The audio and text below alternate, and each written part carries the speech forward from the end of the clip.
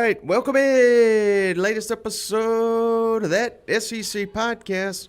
I'm your host, Michael Breton. Go by SEC Mike on the Twitters. Live from Destin. And there he is, everybody's favorite cousin Shane. What's going on, buddy? Hey, buddy, what's going on? No, man, I think it's hotter than hell down here. About 20 degrees warmer than it was yesterday, or maybe the humidity's up. I don't know, but I've sweated through about 3 shirts just today. Yeah. And I'm sober because I was sneaking around the SEC meetings, unfortunately. How you doing? Good, man. Good.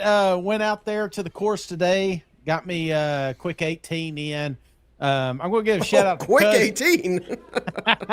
How many hours did that take? It took me about a little under 3 hours. I started out with a guy and a buddy of mine, and he could only do 9. So then I was flying solo. And when you're going by yourself, you can go pretty quick. You know what I'm saying? So I was able to do that, take a couple extra putts, play relaxed golf. So, but then the rain started coming in. I said, well, I got to quit messing around. I got to get in here and pod. And I know, Mike, you've been having some fun down there. You mentioned you're hot. You know who was hot yesterday? Who's that? Greg Sankey. Oh, boy, wasn't he hot yesterday? Yeah, and I don't think he's cooled down since, Shane. So, this is technically, I don't even know how to explain it, Shane. Day 2, it's really day 1, the spring meetings.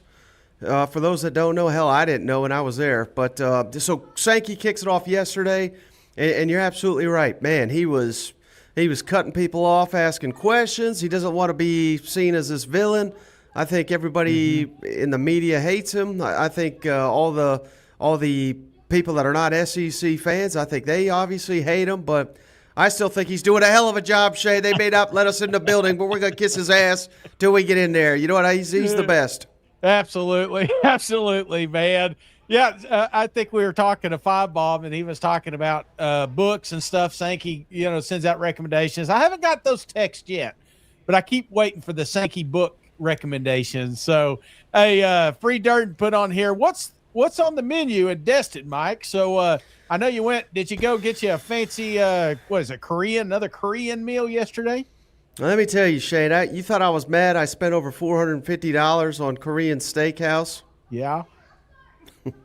I didn't pay a cent last night. I was even more upset. That's how bad it was. Many people, and even in the comments, I'm not blaming any of the cousins, Shane. I blame more of the locals because we asked every damn local we could. They said, you got to check out this Dewey Seafood. There was literally cockroaches all over the floor. It was the worst seafood. And hell, you could see I could throw a football, hit the ocean. We're that close. I assume the seafood's got to be amazing. Not at old Dewey's. Do not go to Dewey's in Destin. It's garbage. You get better seafood in Nashville. So, yeah, that made me more upset. Your brother ordered literally, I want to say 3 orders of crab. And he ate them all. He ate them slowly. It took him about, I'd say, 2 hours to eat all those crabs. Mm-hmm. At the end of it, he says, I hate crabs. Why did I order all these crabs? He was that wasted at old Dewey. Dewey's got a lot of money off your brother last night. Well, I hate to hear that. Do you think it's kind of like a joke? The locals are like, hey, let's send them to that shitty restaurant, like they got this pack, so they can keep the locals away from the real good spots or the outsiders. I didn't think of that till now, Shane. I think you're absolutely right. They absolutely destroyed us on that one. But we did go to I'm doing a lot of complaining. One was fantastic this morning, Shane. We went to the Donut Hole. You know how I feel about donuts. Oh, so come on now. A lot of the locals were saying to hit up the donut hole. We went there. We filled our hole with donuts. The donut hole should not be missed. It's better than anything we've eaten so far, aside from maybe the $1,000 Korean barbecue. Cousin Glenn, member for 9 months. Thank you, Cuz. Says, hey, buddy, Boomer Sooner, what beer is SEC Mike drinking? This is something I didn't even know existed, but here we go. It's Jack Daniels and Coke Zero in the same bottle. So you save on the calories. That's important these days, Shane. And you get just as drunk. somebody asked me online, they said, why is it Cousin Shane down there? And I said, my damn ankle monitor will not allow it. Oh man. But hey, do you guys have, so I know you're down there on the beach. Commissioner Sankey, I mentioned him earlier, came out yesterday, pretty damn hot. Came out and said he's not even going to the ocean, Mike. He came out in a pullover, said, I ain't even got time.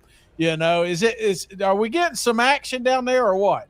I think literally I'm the only one, Shane, that is hitting the beach. All these other media boys they're in the conference rooms, which again, I'm not allowed to go in. Yeah. But I am tiptoeing around that hotel, trying not to get tossed. It's very easy, Shane. The way I've been dressing, I'm trying to look like a tourist because I am. I'm trying to look like I belong at the hotel. Maybe not with the SEC, but I belong in the vicinity. And I'm not really getting I'm getting a lot of looks, but I don't think no security is giving me looks outside of, it's like Fort Knox over there at the Paul Feinbaum setup. Yeah. They were not going to let me 100 feet within that man till, shout out his producer Jamari. He saw me. He said, all right, that guy's cleared. So I got in some FaceTime with Paul, and hopefully we'll get on his show at some point while we're down here. But I don't even know if that's likely. Hey, I wanted to put out here a couple cuts. It says Beauchamp's seafood is the real deal. Now, this is from Liquid Flames. He's down there in Florida, so he would definitely know. And this one here is Joshua Willis. If you want real seafood, eat at Stubby's. And okay. Yeah, and I want to give a shout out to Rex. Says Shane can't be within 100 yards of Sankey. And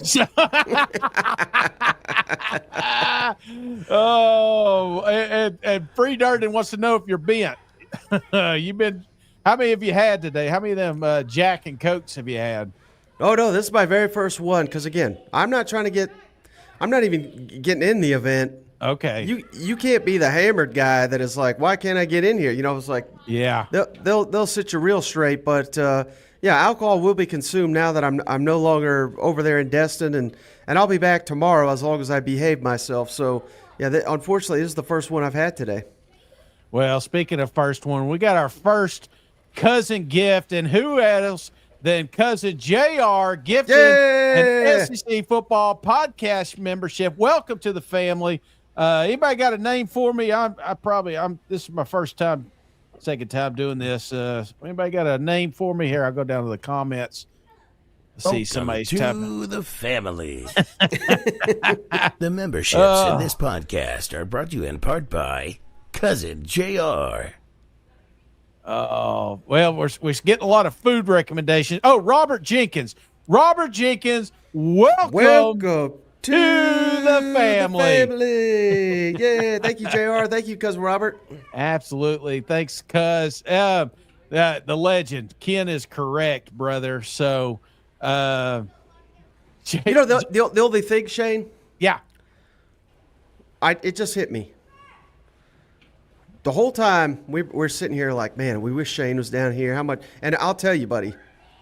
So this is the first time I actually went to where we're staying next door, right? Yes. We're in the Common Man Hotel. I went to the Hilton Destin. Yeah. It's like I would imagine if the president came to town, that's where he's staying. I mean, it is. There's literally. I told you there was a golf course. I was just telling you that. It's all over the resort is the golf course, and it looks like it's got to be the nicest course in Destin. It's immaculate over there. But the thing was, so here's where I was going before I started rambling. We've been missing you. Yeah. I don't think it would have been good for you to be there with me because, like I said, I'm trying to tiptoe. I'm trying not to be noticed. But we would have been noticed every hallway, you know what I mean? Like we would have got our ass kicked out of there within 30 seconds. It's true. It's true. I mean, 42 years on this earth, I don't think I've ever won hide and seek, Somehow I keep getting caught, Mike. Oh, man. Well, I'm glad you're having a good time. I know cousin Brother Joe was flying Hawaiian, and I love the pictures. I hope we keep posting those. You're having a little fun, but Mike, we're within 100 days of kickoff here. And, some of these conversations, it's good seeing some of the coaches. I know some of them were talking. I saw Kirby was saying a few things. I saw Steve Sarkisian, maybe not down. He also said a few things, but it's just, it's nice. It feels like we're getting closer. I know it's still within 95 days or something crazy like that, but it still feels like we're getting closer, Mike. Yeah, and it was pretty wild, Shade. Some of the people I ran into today, John Calipari, that was pretty cool. Jimmy Sexton, he was talking to a group of people, right? And I was just trying to think of, which coach is getting a raise because of this conversation that old Jimmy Sexton is having at SEC Media Days. Let's try to figure that out, Shay. He was talking to a group of, I don't know who he was talking to 3 other people. They're not as, not important here. But if Jimmy was getting a raise for somebody at SEC Media Days here on May 27th, which SEC coach was he getting a raise, do you think? I don't know. I'm hoping Billy Napier. Just please tell me. Please tell me they're Will and Dylan Billy down there. I got a hot one for you. Yeah. And they're all here, so it could be any of them, right? But yeah. I think it was Lane Kiffin, because I think he's very tight with Lane. Yeah, there was the Florida overtures. He said, "No, hell no, I don't want to go to Florida." Of course, they still have a coach, but I think Lane is in for a rough year. Yeah. Rough by his standard that he set there. Again, I'm not saying they're going to go 6-6 or anything crazy, but they're used to winning 9-10 games every year. I think if they go 8-5, or it should be 8-4, 7-5. I don't think that is completely unrealistic. Probably not going to happen, but if it does, this is when you get him the raise now. You get Lane Kiffin the raise before the season comes down. Especially with anonymous coaches coming out saying Lane ain't shit. It's like, you better get your money now. Is that it? I mean, has Lane Kiffin changed? I know we talked about he's changed the standard for Ole Miss, but, honestly, I think he's changed the coaching standard, the pedigree, if you will. It's no longer a stepping stone to another job. It feels like. Do you see a scenario? Because he's always going to be on a short list, especially if he keeps having success down there in Oxford. But do you think that he's starting to reach the point where people just stop asking? They just assume Lane Kiffin's going to be down there for a long period of time? No, I don't. I'll say I don't think that'll ever stop. It's yeah. You know what it reminds me? This will make Ole Miss. I'm not trying to make Ole Miss fans sicker than I just did, but it reminds me of Dan Mullen. Yeah. Now I think he's a better coach than Dan Mullen. I think Dan Mullen is honestly. I think he's underrated. I realize why Florida changed coaches, but remember every year and again Mississippi State and Ole Miss right now completely different universe. Mm-hmm. But Mississippi State was going through a historic run. Just like Ole Miss is going through right now. And every year it was Michigan, it was Miami, it was this job, it was that job. And when one finally made that offer, and if it wasn't, Shane, I think you'll remember this, if Dan Mullen didn't leave for Florida, he was leaving for Tennessee. Yeah. So, again, I'm not sitting here saying Kiffin's dying to leave Oxford. It seems like every month that goes by, he's reaffirming his love to Oxford and Ole Miss. Mm-hmm. But you're asking me if I put any stock in that? Hell no, I don't. I think that's what he's playing the part. If you ask me. Yeah, no, I'm right there with you. A lot of folks are curious. They said that he's got a house down there, so probably does. I mean, that man's got so much money. He's probably got a house everywhere. I mean, he's got to be absolutely loaded. Are you surprised? I would imagine his outfits are doing more with the kids as well, because that's like the next evolution of this thing is coaches are great, but now we're starting to see players make more than coaches. So Free Durden wanted to ask you a question. He says, what do y'all think about Georgia, Florida home and away games after 9-game conferences realignment? Do you think they'll ever do that, or you think Jacksonville's just paying too much money? No, I think Jacksonville's paying too much, but that's one of the major disadvantages of going to potentially of going to a 9-game, because if they're going to do it, which I assume they're going to do, it may not be this week, but I would think in the coming months they will pass that to go to 9 games. We can get to that conversation in a minute, just based on everything that I'm hearing down here.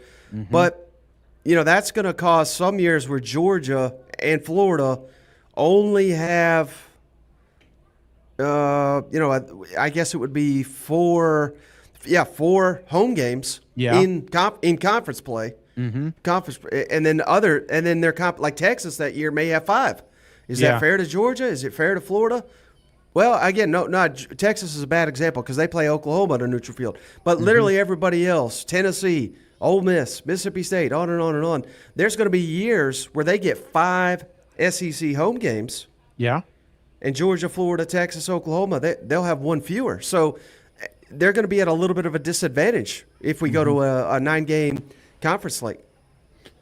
Yeah, I can't remember the exact numbers either. I did a little project. Remember a long time ago I did the what was it, Professor Shane, and I did talk about the I guess the origin story of the world's largest outdoor cocktail party, and one of the things that came up was the money.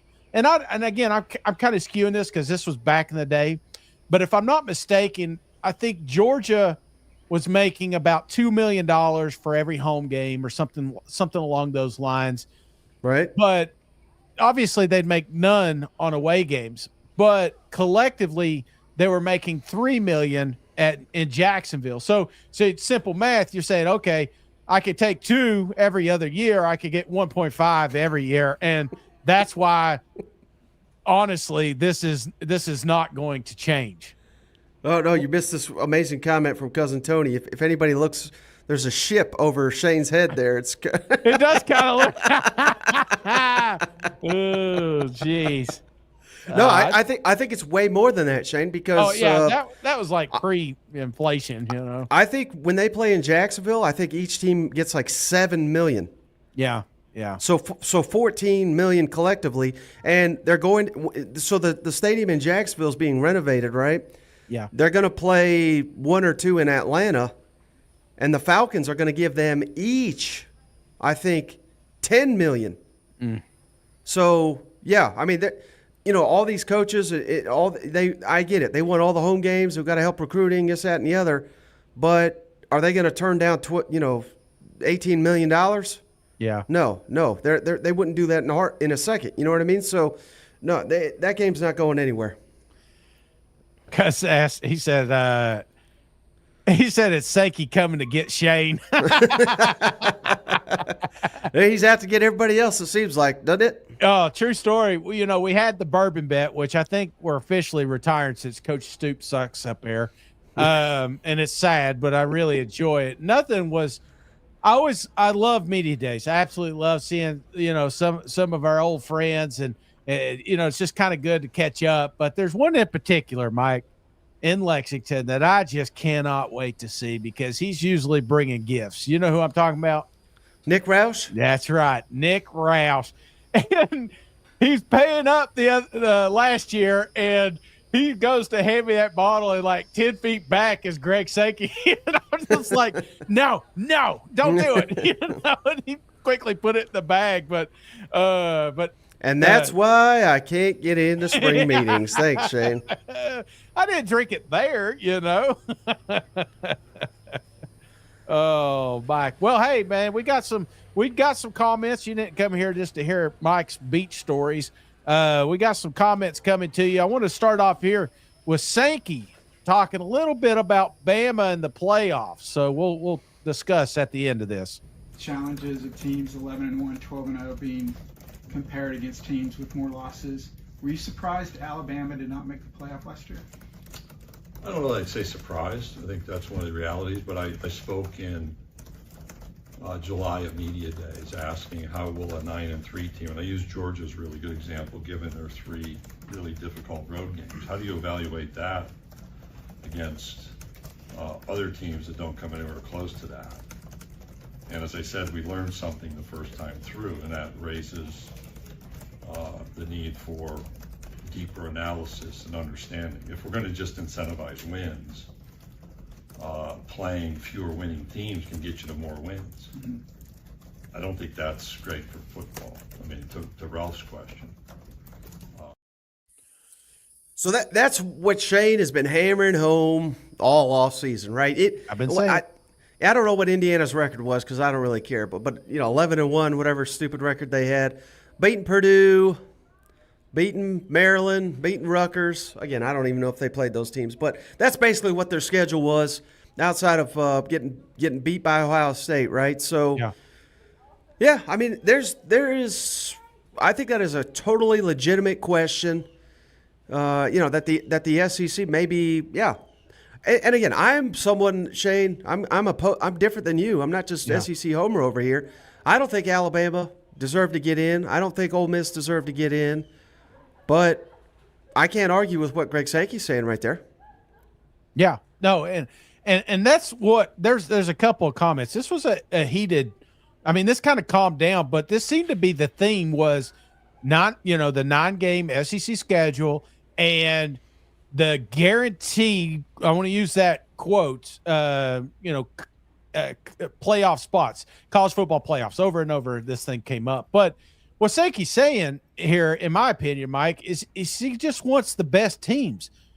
I don't think it was just SEC as he's talking here. He's like, I would prefer to see, and I'm subquoting here, 12 of the best teams in, and we keep saying that over and over again, but it feels like it. Because I think there's a fine line between guaranteed, like a guaranteed spot in, and deserve. And there in the Indiana crowd, there's a bunch of people that says, well, they deserve this because of how many wins they've got or how many losses they didn't get. And I don't know. I think when you use that, guarantee and deserve is kind of the same thing. Nobody deserves anything. We deserve, as fans, the 12 best football teams in the college football playoffs.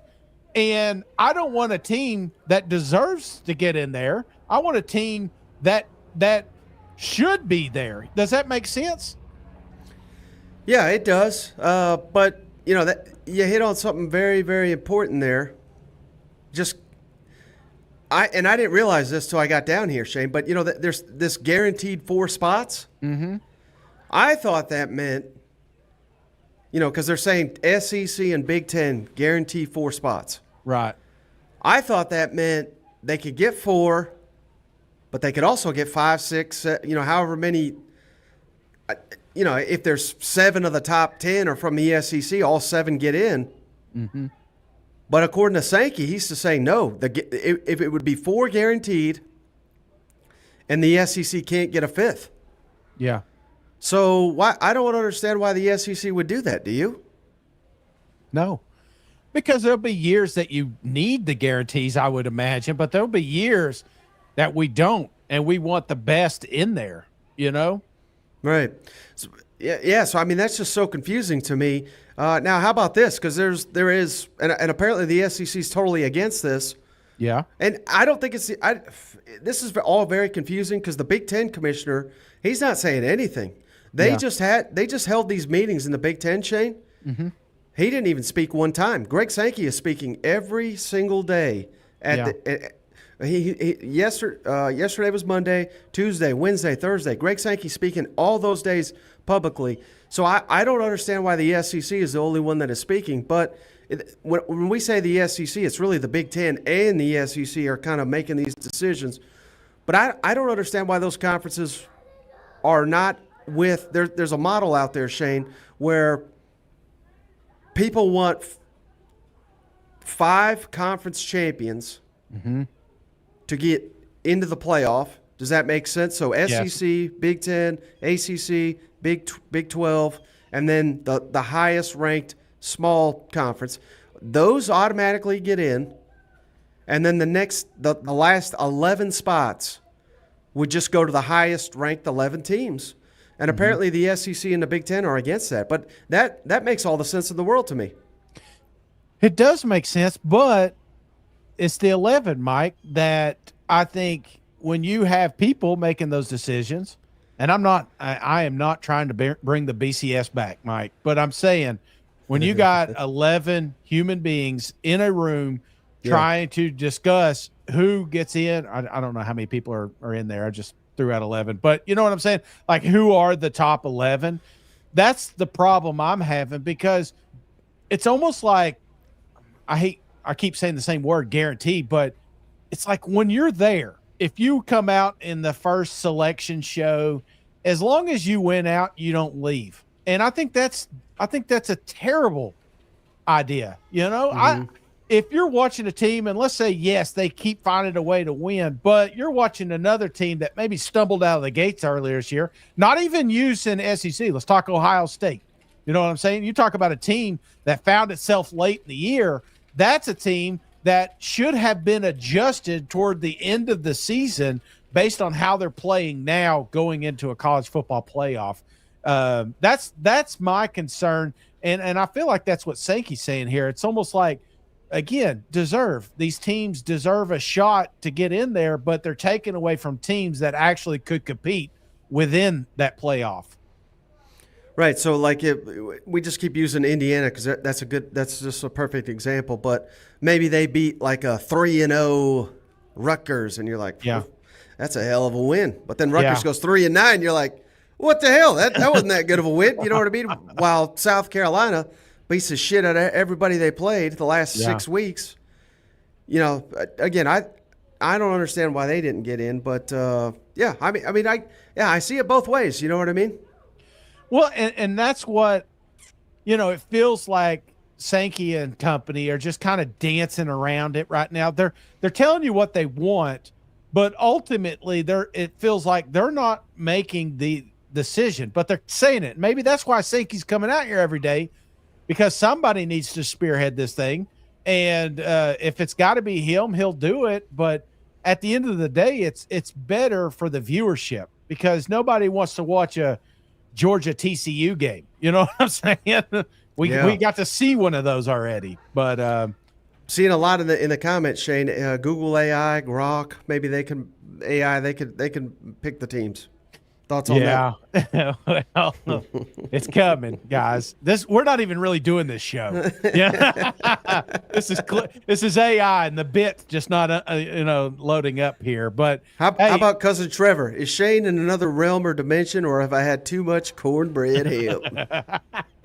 It could be. They just sent me a new shipment of canned drinks. I didn't even know that was a thing, but apparently get high in a can now. Well, I guess back in the day, that's what they used to do. But, hey, let's talk, speaking of other portals, let's talk Kirby Smart here. He comes out, got a little bit to talk on the portal. On the portal window timing, Coach Elko was just in here, and he made the point, he doesn't understand why anybody would want to look at a portal window after the spring rather than after the winter based on the professional models and what's worked. Where do you stand on that? What would be the argument to do it after spring instead of the winter? I'm so glad you asked. I didn't get to talk to Elko. I was getting ready to talk to him. I did talk to Clark Lee. I think of this meeting, and I think everybody in this room is 8 or 9, SEC championship or not, settlement. The biggest decision that has to be made in college football right now, by far, is when is the portal window and is there 1 or 2? Okay, that's not being decided by us today. A lot of people don't even know how it's getting decided, who's deciding it. But I need you to think for a second. There is a strong contingent. We had an AFCA meeting. We had a meeting in which we unanimously decided that there really needed to be 1 portal window. Whatever that is what it is. And it needs to happen sometime in January. There is an outcry. There is schools. There's different conferences that feel like it should not fall during the play-in season. I would love that. I would love to be able to play the season without it. Is basketball able to do that? Or do they deal with the portal during their championship? During the tournament. Yeah. What do we deal with during the final, let's call it maybe 4 teams? I don't know if I'm exactly right on that, but roughly we're down to 4. We deal with that. Okay, that's because of the academic calendar for us, where the academic calendar falls. And everybody doesn't have that incongruency. Oh, by the way, we had to deal with that multiple times. It's not fun. It's not fun. It's really hard to be playing in a championship setting and having to deal with that. But when I brought that up as a complaint or a problem, it was told to me, there's no crying from the yacht.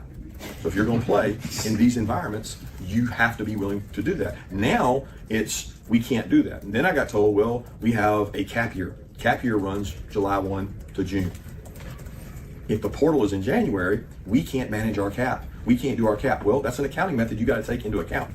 Some schools are trying to manage that and prepare for that. Why can't you just change when the cap year is? Because the settlement is going to determine the cap year. And it's going to be based on all the other sports within our sports programs, which is July 1 to the end of June. So I'm a big believer in what Coach Elko said. And I want to develop my team. I think it's really important in football to have your team at whatever date in January, whatever we decide that is.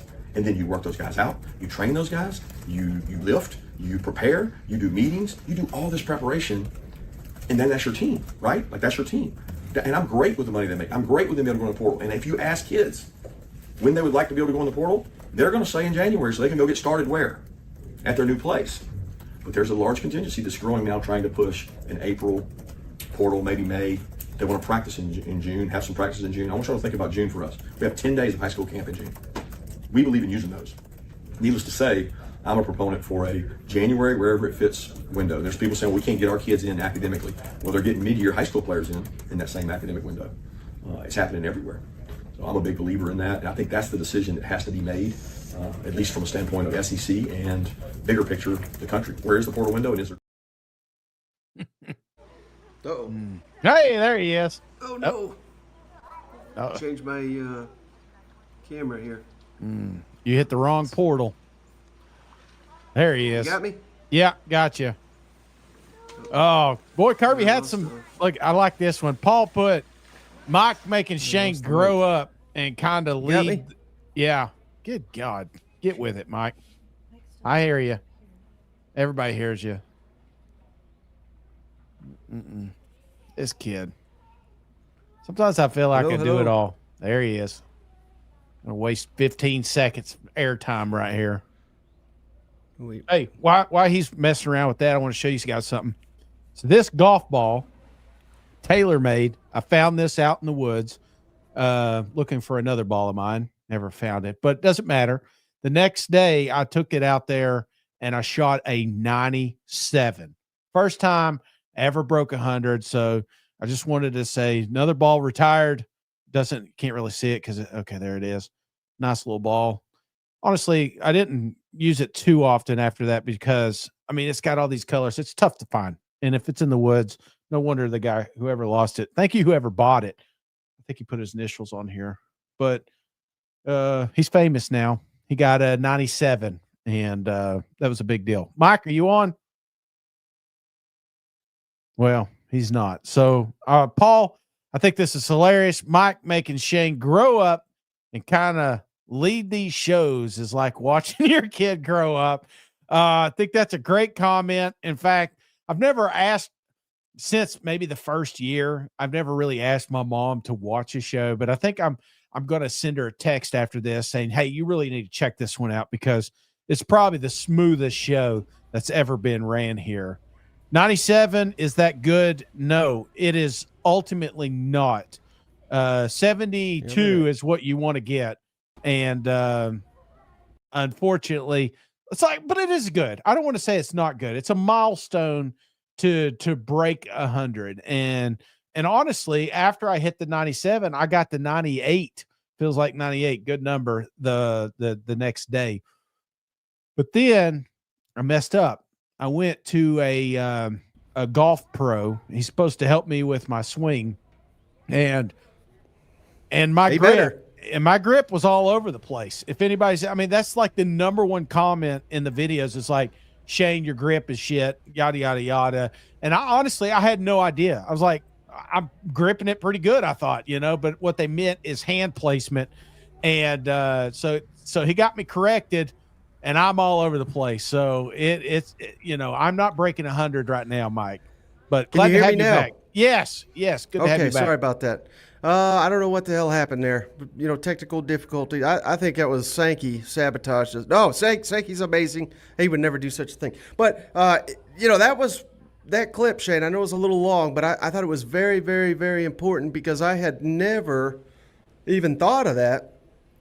There's now all these coaches, every single one of them, Shane, whether it's in Destin or outside, I mean, their number one message, just like Kirby said right there, we got to get to one portal. Yeah. Now, they want it in December, January, whatever. I mean, I think that makes perfect sense. But what I had never considered until Kirby said it right there they're going to do. We've all talked about this salary cap, this house settlement, whatever the hell you want to call it. That's making it tricky because that's going to be every year July 1st, right? Yes. So that's when the salary cap starts. How do you do that when you're trying to build your roster in January, right? So Nico, for instance, he's a perfect example. He would have counted $2-3 million against Tennessee's cap this year. Mm-hmm. He's obviously not even on the team. Yeah. So how in the hell can you start the cap in July? So again, all this, all these people saying Congress is going to help us, this court case is going to help us. All it's doing is introducing new problems. Every time they try to fix something else breaks. Yeah. It's like those old videos, like Three Stooges. They're at a dam and a leak comes out and they plug their finger in it, and then another one pops. That's kind of, it feels like what we're doing here, and it's kind of a mess. I get that, but it does feel like it's starting to funnel into some real decisions. And I'm kind of upset. I'm a little upset. I mean, it's just day one, but I'm a little upset about some of the way that Sankey talks, it feels like, and I like Sankey. I love Sankey. I think he's a great guy. And we love him. Yeah, I think he's awesome. But again, there's nothing definitive here. It feels like like I said the other day, kicking the can and moving it to this thing and moving it to that thing. And but it does feel a little bit like it's starting to have a unified voice, if you will. And I hope that it's more than just the SEC conference, because ultimately, again, this sport we love. We've all watched it since we can remember, and we don't want it tainted. And it feels like right now, if we continued this road, this sport's going to suck a little bit at times. And not much, we still love the actual football games and stuff, but it's this noise in the offseason or losing your starting quarterback. You brought up Nico, losing your starting quarterback in the first portal in the spring after you've already allocated money. That's a kick in the ass. That's what that is. So I like Kirby coming out here saying this because, he's the new voice. He's kind of take over Nick Saban's job, if you will. And usually this is kind of getting that ball rolling. So we all agree one portal's the right way. Well, that's why this is also interesting to me, Shane. Again, we love Greg Sankey. He's the greatest. He's the best. But all these people saying he's a villain, he's ruining sports. But at the same time, people are saying, well, God, there's no leadership. Action needs to be taken. Yeah. So the most powerful man in the sport is taking action and trying to correct these issues. And then all you get is a bunch of people saying, well, why the hell are you doing this? You're hurting Washington State. Oregon State will never be the same. Oh, my God. Like, again, do I want that to happen to those fans, those schools? No, because, our whole lives, those have been not really that important. But they've been, been relevant, right? Yeah. But just the way the sport's going, they're not going to be relevant anymore, and that is unfortunate. But that's bound to happen. Yeah, no, it is. And because we're competing with another conference. Let's just call it like it is. You know what I'm saying? How about cousin Ollie? The most powerful man in the sport is sharing the screen with you, Mike. That's right, cuz. Sorry, so Sankey's number 2. I forgot.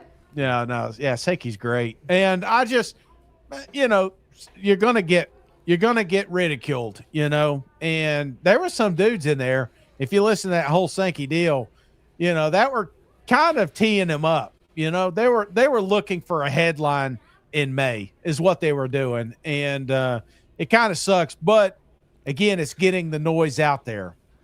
Right. I recommend they boot those people. Let us slide in. You know what? I kind of like being out here on the fringe anyway, Mike. That's kind of that's how I like to play golf. Screw the fairway. Who wants to be over there? Oh, jeez. But Mike, let's. I got another one here for you. Sankey comes back, says we need the NCAA. I've shared with the decision-making working group, I have people in my room asking, why are we still in the NCAA? Now, the other side of that is we had 13 teams invited to the NCAA baseball tournament today. I've not been notified that anyone has declined the invitation. How do those whose frustration level is at its highest, how maybe are some of those frustrations mitigated? How are some of those frustrations dealt with? The process of change is really exciting at the start. It's like running a marathon, which I've done a few times. Every time I've ever run a marathon, you can't sleep the night before. You're up early. You're at the start line. The start of anything is really exciting. You go through that, and then you get to the end, and you see, running down Boylston and the Boston Marathon, or in Central Park in New York City, or crossing the river in Missoula, Montana to finish there. I mean, it's exciting, right? There's a finish line. The start and the finish is always invigorating, exciting, but the middle is messy, whether it's a marathon, whether it's decision-making, whether it's change, and we are in the middle, and it's messy. That's not unique to college sports. That's not unique to higher education. That's not unique to American society. And so, Ross, to go back to the fundamental question, I think we would like to see more authority and autonomy granted under the NCAA heading. We'd like to come together for championships. We think that's critical, important, broad part of college sports. I think there can be more independence in decision making. After hearing that, is it true what he says about running marathons, that they're great at the start, but in the middle that's when it's really tough on you? Well, I've only done one half marathon, Mike, and I'm going to tell you right now, I felt like the ending was a little more messy than the middle. Oh, as I'm crying and my legs are killing me. But I also thought, hey, it was kind of like our show, we know when the start, we pretty much know when the finish, and sometimes it gets a little messy in the middle, but the messy is what's special, because again, we are changing in essence the landscape of college football, but it already was changing. I think now is more or less putting some guardrails up and trying to funnel this thing into a cleaner situation. And that's, I feel like that's what we're doing here. I hope that's what we're doing. And I know there's going to be some growing pains. And unfortunately, I felt like last year, the college football playoff, say what you want, I've bitched about it the entire time. It felt like some growing pains. Even Sankey talks about it. Tennessee should have had a home game for the playoffs, but we didn't because they skewed the thing. So, what did you? We haven't even talked about this. We talked about it with Steven. I don't know if you caught it, but they have officially changed the seeding for the playoff for next year. So it's not going to be to where like Boise State and Arizona State, because they won their week leagues, they automatically get a bye. So they have changed it. Have you seen that? No, I did not. I have a graphic. I may have removed it. I think I did, unfortunately. But had they done the seeding the way that they will moving forward, Tennessee would have hosted, Shane. Who's the playoff team you would have want to face the most, and because you're pretty confident Tennessee would have whooped their ass? Who's the one? Who's one that you're always making fun of? Indiana. Indiana, come on, Dan. I think that's what it was. It was either Indiana or SMU. It was one of the two. But wouldn't that have been a hell of a lot more fun than Tennessee getting the shit kicked out of them by Ohio State? And I don't hate Indiana. Great state. Yeah. I used to go there when I was younger to drag race, and up there in Indianapolis, freaking awesome, man. I think I fell in love for the first time. There was a Winston cigarette girl.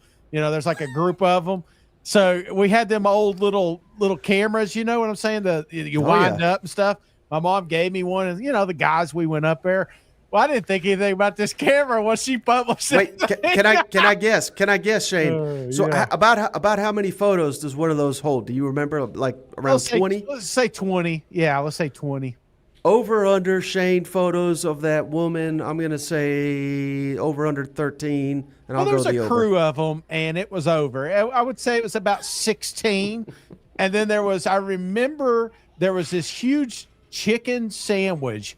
So it was like the bun was like this, but the chicken was like flattened out and it was like real big, and I was in hog heaven, brother. I mean, it was the greatest thing ever watching the drag race. If you've never done it, you should do that at least once in your life. Go to a drag race. Is there any chance those photos still exist, or did your mother throw them out? Probably. She probably threw them out. Yeah. I think we went to church all week that week, A lot of forgiveness, my friend. Yeah, no, that makes sense. That makes sense. That may have been the last time I was able to go. I don't know. Oh, gosh, man. Yeah, everybody said over 18. Because the Jet said 19. Yeah, it was up there. I think I got a picture of the sandwich, and I did get a picture of the couple of the cars. And what's really crazy about those alcohol funny cars, if you've never been around one, so we go down there behind the scenes, and we're like, I mean, they're just unreal. These pieces of machine, that's just unbelievable. And they go to crank one of these up. Well, all these old timers are backing up, so us kids, we're right there beside this car, dude. As soon as that thing fired up, you cannot breathe. The air, that stuff gets in the air. You're suffocating right there. Of course, they're all laughing. I probably took 3 years off my life, in that joke, but it was an experience. And I'm not go to them off. They got one up here in Bristol. We should go do that once. That'd be a fun thing to go watch them. I love NASCAR. Cracker Barrel's got the 400 coming up. I haven't got my gear yet, but I'm hoping that I get some gear from it. But we got to do some drag racing too, man. Yeah. Well, we're getting way sidetracked. Oh, yeah. Don't Sorry. we have a couple more? Yeah. I'm sorry. Back to work. You kind of wonder what would happen if other people would have had the chance to play our schedule last year, and that would only get tougher. I know if you played a full SEC 9-game schedule, I know from our end going into this season, we're playing 10 Power 4 games with Florida State and Wisconsin this year on top of the 8 games. So I know we haven't held back at this point on anything when it comes to playing a tough schedule non-conference wise, and so you would certainly have to look at those things as it applies if you played 9 regular season games. So Shane, real quick, I want to shout out that clip came via the next round. That's a hell of a show down in I believe in Birmingham. But that was Kalen DeBoer, Shane, Alabama coach. I think a lot of people still don't know who the hell that man is after that disappointing first year.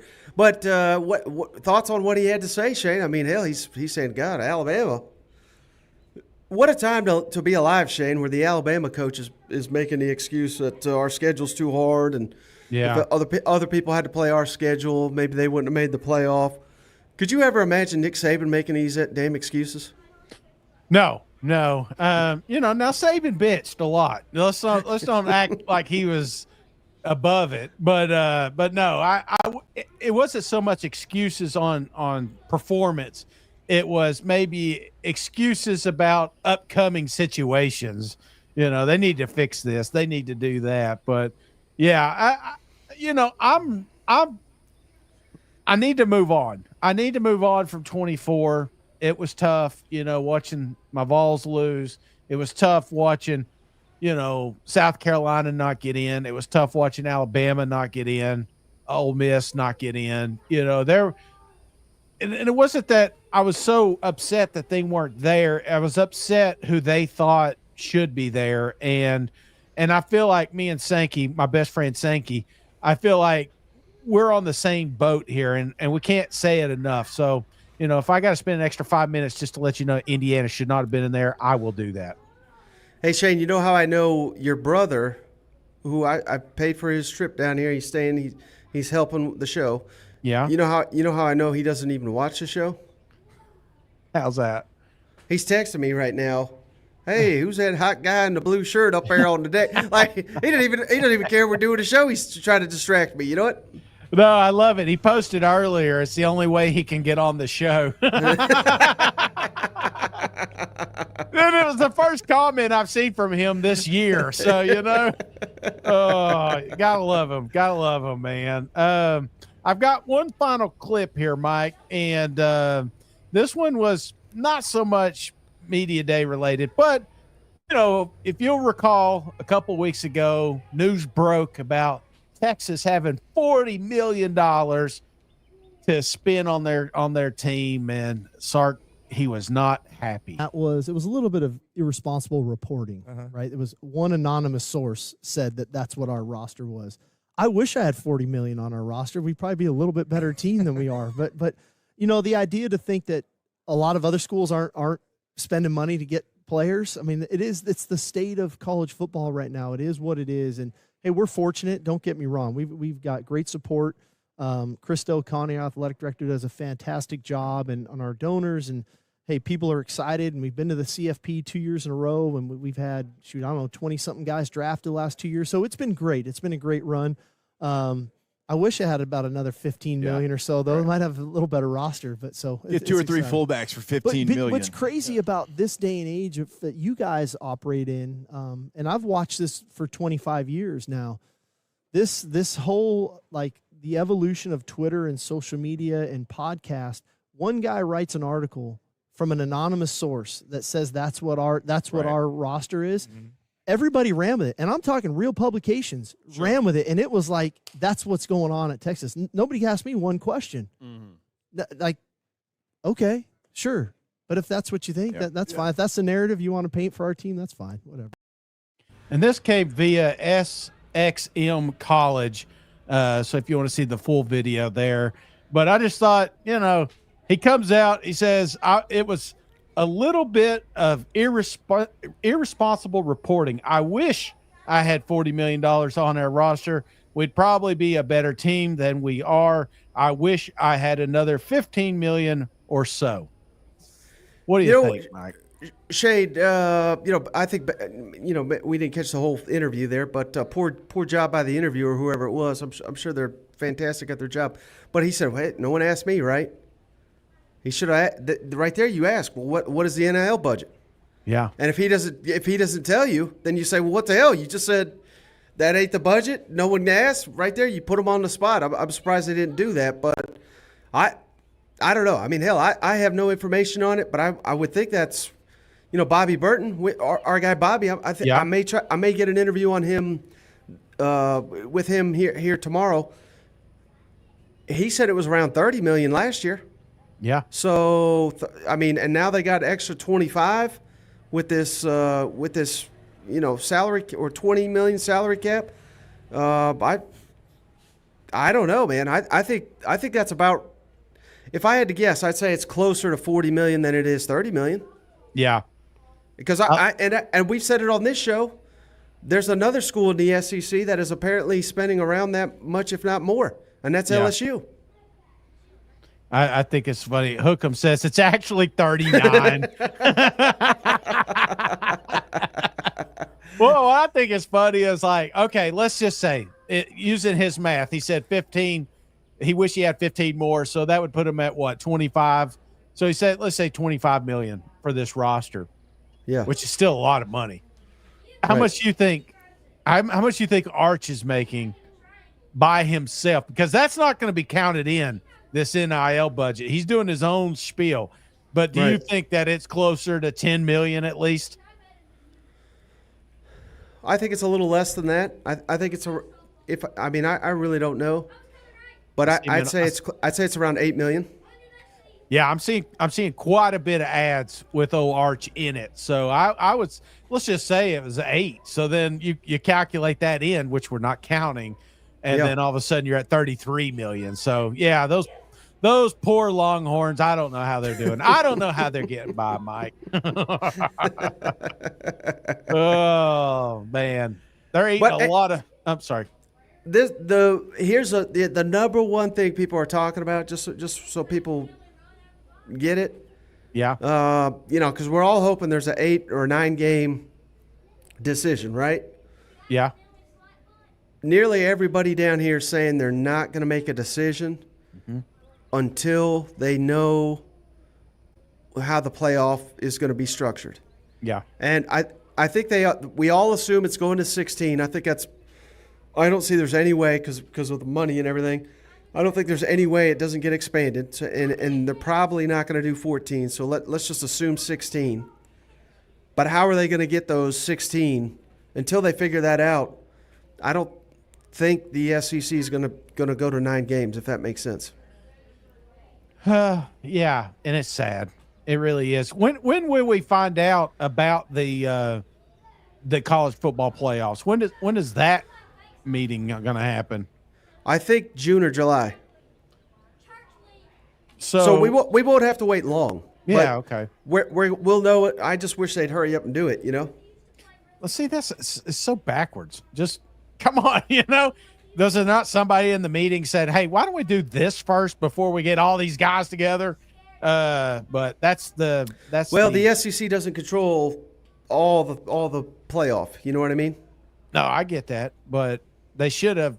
I mean, you just said Big Ten's already talked, so SEC's already talked. So right. Yeah. Well, the Big Ten's already at 9. Yeah. Well, they suck anyway.